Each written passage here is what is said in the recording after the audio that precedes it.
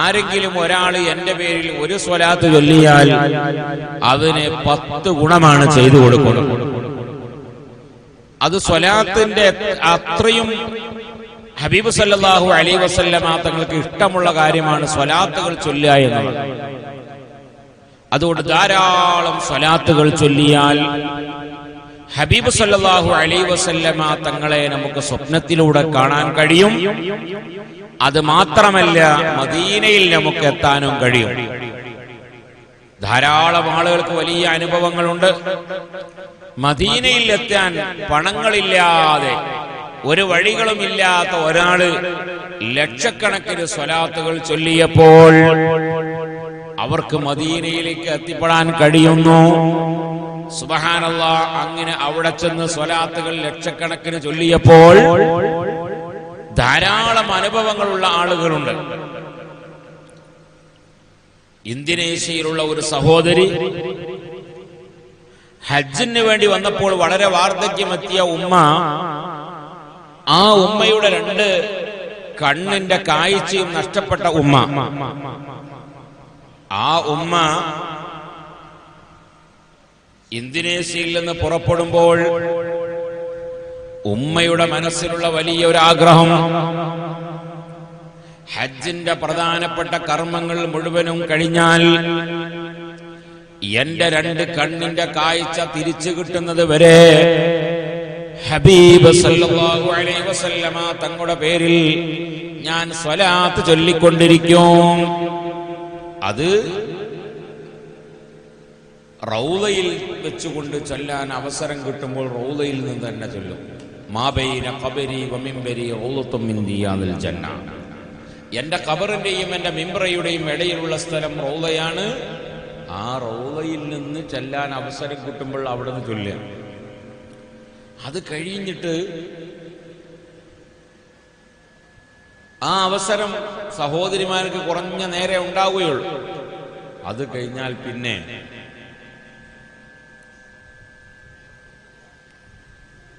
പച്ചക്കുപ്പ കണ്ടിരുന്ന് ഇങ്ങനെ ഉമ്മ സ്വലാത്തില്ലാൻ വേണ്ടി തുടങ്ങി. അങ്ങനെ സ്വലാത്ത് ചൊല്ലിയപ്പോ ഈ ഫാനൊക്കെയാണ് സ്വലാത്ത് ധാരാളം അങ്ങനെ ചൊല്ലിയപ്പോ സുബ്ഹാനല്ലാഹ്, ഈ ഉമ്മയുടെ 2 കണ്ണിന്റെ കാഴ്ചയും തിരിച്ചു കിട്ടുകയാണ്. കോടിക്കണക്കിന് സ്വലാത്തില്ലേ. അപ്പൊ സ്വലാത്ത് എല്ലാത്തിനും വലിയ മാർഗമാണ്.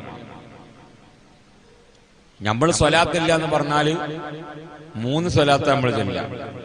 മഴത് കഴിഞ്ഞ് മൗലിയ ബി ഫദ്ലി എന്ന് പറയുമ്പോൾ സല്ലല്ലാഹു അലാ മുഹമ്മദ് സല്ലല്ലാഹു അലൈഹി വസല്ലം, സല്ലല്ലാഹു അലാ മുഹമ്മദ് സല്ലല്ലാഹു അലൈഹി വസല്ലം, മൂന്നാമത് അല്ലാഹുമ്മ സ്വല്ലി അലാ മുഹമ്മദ് യാ റബ്ബി സ്വല്ലി. അതോട് കഴിഞ്ഞു. 3 ചൊല്ലിയിട്ടില്ലെങ്കിലോ, 3 ചൊല്ലിയിട്ട് നിർത്തുന്നില്ലെങ്കിൽ നിങ്ങൾ ഒരു 9 വരെ വെയിറ്റ് ചെയ്യും അല്ലേ? 9 വരെ നിർത്തുന്നില്ലെങ്കിലോ പിന്നെ ഇവിടെ നിന്നപ്പോ 4654 ചെല്ലേണ്ടി വരും. അതുകൊണ്ട് മെല്ലെ പോകലാണ് നമുക്ക് ഖൈറ്. നിങ്ങൾക്ക് ഫോൺ അപ്പൊ വരും, അങ്ങനെ പോകും. അപ്പൊ സ്വലാത്ത് ചൊല്ലാൻ ഏത് കർമ്മമാണെങ്കിലും ആ കർമ്മത്തിന്റെ പൂർത്തീകരണത്തിന് നിയ്യത്ത് അനിവാര്യമാണ്. നിയ്യത്തില്ലാത്ത ഒരു കാര്യം പറ്റൂലല്ലോ. നിസ്കരിക്കാൻ നിയ്യത്ത് വെക്കണം, ഒതുണ്ടാക്കണമെങ്കിൽ നിയ്യത്ത് വെക്കണം, എല്ലാത്തിനും നിയ്യത്ത് വെക്കണം. പക്ഷെ സ്വലാത്തിന് നിയ്യത്ത് വെക്കേണ്ട ആവശ്യമില്ല. സ്വലാത്ത് അങ്ങനെ ചൊല്ലാം. കടന്നുറങ്ങുമ്പോ ഒരാൾ സല്ലല്ലാഹു അലാ മുഹമ്മദ് എന്ന് ചൊല്ലി പിന്നെ ഉറങ്ങി, ഒരു കുഴപ്പമില്ല. ബാക്കി സല്ലല്ലാഹു അലൈഹി വസല്ലം എന്ന് ചൊല്ലാൻ എന്തെയില്ല, അപ്പൊ ഇതിനെ ഉറങ്ങിപ്പോയിക്കണ്. നിസ്കാരത്തിൽ അങ്ങനെ ഒരു റക്അത്ത് റെഡിയാണ്, 2ാമത്തെ റക്അത്തിൽ ഉറങ്ങി അങ്ങനെ ഉണ്ടാവും, 1ാമത്തും പോയി. അപ്പൊ ഇത് നഷ്ടപ്പെടൂല. അപ്പൊ അത്രക്കും വലിയ കാര്യമാണ് സ്വലാത്ത് ചൊല്ലിയാൽ. നാളെ മഹ്ശറയിൽ വരുമ്പോൾ എല്ലാ വിഷയങ്ങളും അള്ളാഹുവിന്റെ മുമ്പിൽ ഹിസാബുകളുണ്ട്. ഗീബത്തുകളും നമീമത്തുകളും നമ്മൾ പറഞ്ഞതുണ്ട്. അത് മുഴുവനും മഹ്ശറയിൽ വരുമ്പോ നമ്മൾ ഓരോരുത്തർക്കും ഇങ്ങനെ വീതിച്ചു കൊടുക്കും. നമ്മള് ളുഹർ നിസ്കരിച്ചത്, കുഞ്ഞുവാപ്പൂനെ പറ്റി ഗീബത്ത് പറഞ്ഞെന്നാ പിടിച്ച എനിക്ക് ഇന്നത്തെ ളുഹർ. സുബൈക്കോ മറ്റാനെ പറ്റി നമീമത്ത് പറഞ്ഞെന്നാ സുബൈ വള്ളിക്കത്തെ മൂലർക്കായിക്കോട്ടെ. അങ്ങനെ വള്ളിക്കത്തെ മൂലർക്ക് കിട്ടും കുറച്ച് സലാം. അങ്ങനെ സുബൈ കൊടുത്ത് മഗ്രിബ് വേറെ ആക്കി കൊടുത്ത്, ളുഹർ വേറെ ആക്കി കൊടുത്ത്, അസർ കൊടുത്ത്, മഗ്രിബ് കൊടുത്ത്, ഇശാ കൊടുത്ത്, എല്ലാം കൊടുത്ത്. പിന്നെ എവിടെങ്കിലൊക്കെ സംഭാവന കൊടുത്തിട്ടുണ്ടെങ്കിൽ അതും കൊടുത്ത്, നോമ്പ് വെച്ചത് അതും കൊടുത്ത്, എല്ലാം കൊടുത്തിട്ട് അവസാനം വരുമ്പോൾ മുഫ്ലിസ് എന്ന് പറയുന്ന ഒരു പദം വരുന്നുണ്ട്. മുഫ്ലിസ് എന്ന് പറഞ്ഞാൽ ആ പദത്തിന്റെ അർത്ഥം തുലഞ്ഞവൻ എന്നാണ്.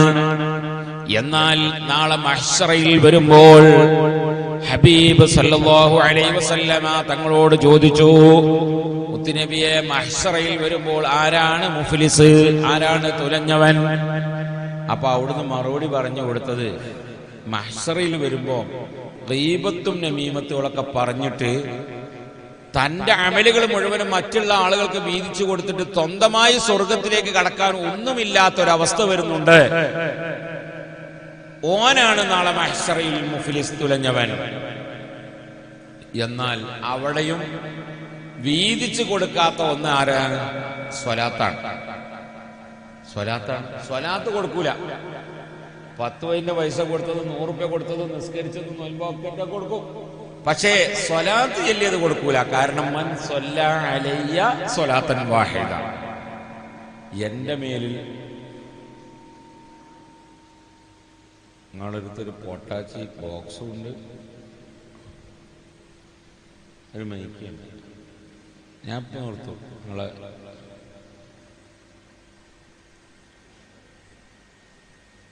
അപ്പൊ എല്ലാ കാര്യങ്ങളും വീതിച്ചു കൊടുക്കും.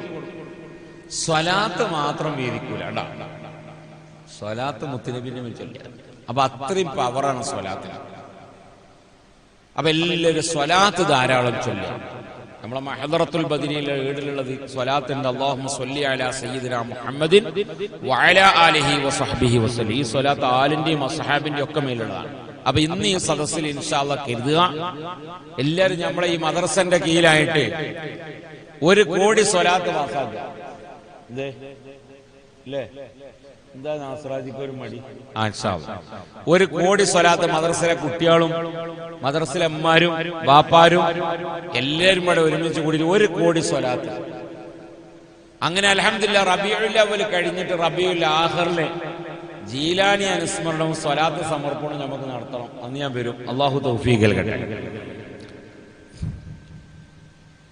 ഒരു കാരണം ഉണ്ടെങ്കിലേ ചൊല്ലുള്ളൂ, ഒരു വിഷയം ഉണ്ടെങ്കിലേ ചൊല്ലുള്ളൂ. തസ്ബീമാല കയ്യിലുണ്ടെങ്കിലേ ചൊല്ലുള്ളൂ, ഇല്ലെങ്കിൽ ചൊല്ലൂല. ഇല്ലെങ്കിൽ കൗണ്ടർ കയ്യിലുണ്ടെങ്കിലേ എന്തേ ഉള്ളൂ, ചൊല്ലുള്ളൂ. അപ്പൊ ചെല്ലാൻ ഒരു കാരണമാണ് അത്, അല്ലാതെ ഇങ്ങനെ എണ്ണം പിടിച്ചോളൊന്നുമില്ല പതി. അപ്പൊ 1 കോടി സ്വലാത്ത് നമ്മളെ മദ്രസന്റെ കീഴിലായിട്ട് അൽഹംദുലില്ലാഹ് ചൊല്ലാം. എന്നിട്ട് നമ്മൾ ഈ മദ്രസക്ക് അൽഹംദുലില്ലാഹ് സംഭാവന തന്ന ആളുകളുണ്ട്. ഈ മദ്രസ അൽഹംദുലില്ലാഹ് സ്ഥലം തന്നവരുണ്ട്. ഇതിപ്പോ നല്ല മനോഹരമായ കെട്ടിടാക്കിയിട്ടുണ്ട് അൽഹംദുലില്ലാഹ്.